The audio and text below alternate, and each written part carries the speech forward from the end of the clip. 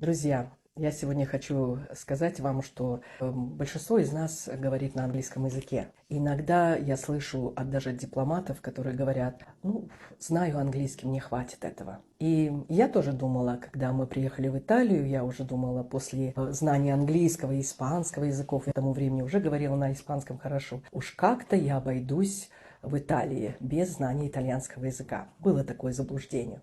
И вот я решила снять деньги, мы только приехали, и вот я подхожу к банкомату и думаю, ну, как-то я догадаюсь, как будет снять деньги, потому что на английском это withdraw money, а на испанском это retirar, и я догадаюсь. Я вставляю карточку в отверстие и жду опции.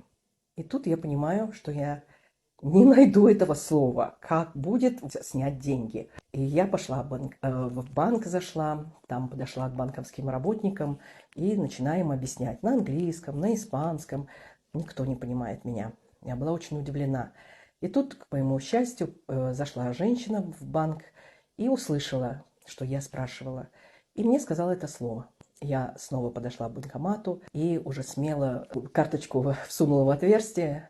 И действительно, это слово, ну, оно никак не ассоциируется ни с английским, ни с испанским. Это слово «прельево». Конечно же, я его запомнила на всю оставшуюся жизнь.